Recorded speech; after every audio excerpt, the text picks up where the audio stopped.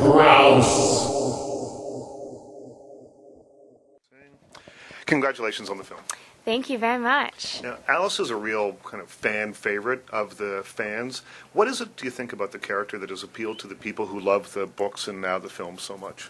I think that Alice is so relatable. She is, I think she's very charismatic and she's kind of contagious. She's like this ball of positive energy.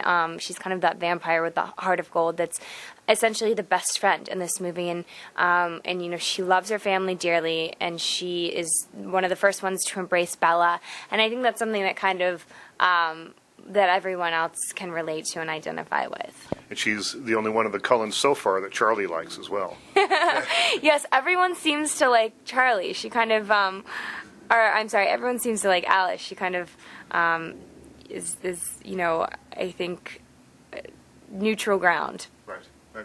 Now, taking on a character like that, because people do love the book so much, were you nervous about it, or did you, what were your feelings when you first signed on to do this? I was super nervous for a lot of different reasons. I was working in a restaurant before I did Twilight, so it was, I had done things here and there, but something to this caliber I'd never done, and she was such an incredible character, and there's so many ways to mess things up, and I really didn't want to, and whenever you do have something that is so specific because it's in a book, you want to live up to those expectations, and then you pile on our fan base, and every day, like, new things on the web kept picking up and popping up, and I was like, this is not normal. And so there was just a lot of expectations that we didn't necessarily know going into it. But the more and more I work with Alice, and the fans have embraced me, and they're so positive, and they're very loyal, and so now I look at them. I'm not afraid of them anymore. I'm really excited to have them behind me. Yeah, what was it like? Because, as you said, you were working in a restaurant. The movie comes out, and all of a sudden your life has to be turned upside down. What's it like? Can you go out and eat regular, like sort of without sort of wearing a big hat and huge glasses and try and hide yourself a little bit? Sometimes you just can't win, but a lot of times there are ways around it. There are places and dives that you can go. You have to kind of weigh your options, and sometimes it frustrates me that I'm like, well, this is where I want to go, and I can't go there because of paparazzi, but I'll take the paparazzi any day to be in the position that I'm in. Well, that's the thing. I guess it's the trade-off. You get to make movies that everyone loves, and that's what comes along. And then there's paparazzi. And I mean, every day, because I'm walking down the street, and I'm like, why are there paparazzi following me to go get coffee? Who cares what kind of coffee I get? But you can look at it one way, or I can say, like, it's kind of exciting that the fans care so much about this character in the series and about me that they do want to know where I'm going and what I'm eating and what I'm wearing, and you just kind of have to look at the world kind of the glass half full. Right, yeah, it changes your perception of things. Had you read the books before you signed on to do the movie? I read the books after I got the initial audition. So my team called me and was like, hey, you have an audition. The casting office is a very important one. They cast good movies, so make sure that you're prepared. And so that's kind of the funny thing about it is I had absolutely no idea. And I read the book in a day and a half, fell in love with it, and was like, I have to get a part in this movie. And so that kind of lit the fire and sparked the determination, and I was kind of like, there's no other way around it. I have to be in this movie, and luckily for me, it worked out. Now, a lot of what Alice does is kind of internal.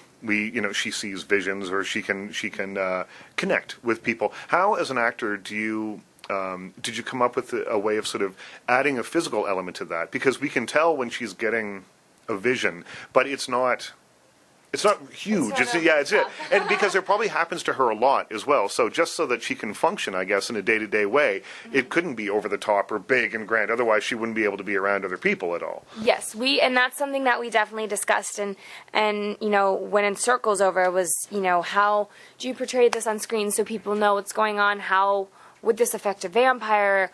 How does she walk around school every day? So it was something that we definitely spent time on. And yeah, at the end of the day, we thought that that she does have to be able to exist with people every day, so it couldn't be grand. But we certainly wanted people to be aware that something was happening, and so there's kind of just this stillness that happens. It's actually, that amount of stillness is very unnatural. It's not huge, but it's very unnatural. And it seems odd. You really notice it when it's happening on screen because it's 40 feet high and it's huge. But when someone stops on screen and is very still on screen, it's more noticeable, I think, than if they're waving their hands around. Yeah, and I mean, thank God it came across the way that we wanted it to.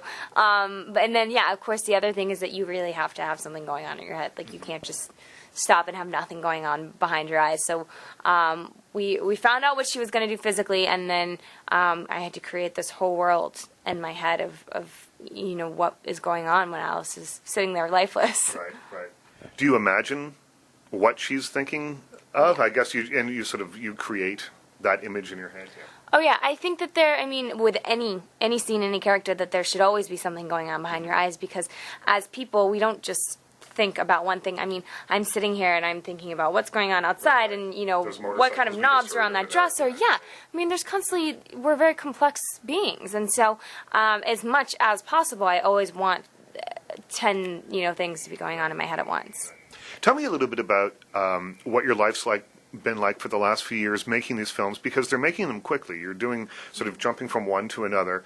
As a vampire, you're not supposed to age, I guess, so that's that's one good reason to do it that way, I guess. But it must be kind of like, I had a friend of mine who was on Saturday Night Live for a number of years, and he told me that it was like being in a submarine. You're just so focused on that particular aspect of your life that a lot of other stuff you don't know what's going on in the newspaper. You don't know, because you're so focused on it. Is that kind of what it's like making these films and being involved in promotion and all the things that we're doing like today? Yeah, it's certainly. I will say I have to have some type of separation because I don't ever want it to become. I always want it to be very positive and enjoy what I'm doing. So I definitely try to make separation. It does get a little hard with relationships with my friends and my family and stuff like that, because it is hard to, especially in a day like this, to stop and call my mom or answer someone's text, and they're like, well, why can't you just text back? And I'm like, I'm very focused on what I'm doing right now. But there's always weekends and stuff where you kind of have to play catch up. This is the second to the last film, and it feels a little different than the other ones. It's a different director. It still feels like a Twilight film to me, but it feels a little different. What do you hope that audiences sort of take away from it? I mean, I know that we all hope that they enjoy the film, but what do you hope they take away from the story? I think this one certainly it's a little more mature. It's a little darker, and I think that it's heightened. Bella is kind of forced to make these choices and figure out the rest of her life. I really hope that I really hope that they come out of it just wowed. And we put a lot of work into fight training. We trained for 6 weeks, and so there's this whole battle. And so hopefully, I think what I want to do is immerse them into this world and have them for 2 hours or however long the film is, just be glued to the screen and really have an enjoyable experience. And did you get hurt at all during the fights? Because it looks like you could have. I didn't get to. I tweaked my neck a couple of times because Alice has this turn, and so doing that over and over again. Were you on wires or something? Or? Yeah, we were on. They brought everything. This is all most of it was outside, and so they brought this big thing to hook me up to, but we had wires, but for a majority of it, it was just me kind of manipulating my body and making it do things. They worked with us each specifically on our character and how they would fight, and so Alice was a little more acrobatic, and so there was a lot of I had to kind of, the first week I think was the hardest because I had to train, a lot of it's muscle memory and training your body, how to do things, and for the first week my body was like, that is not normal. You are not supposed to throw yourself on the ground. Right. Thank you so much. Thank you. Richard Crouse.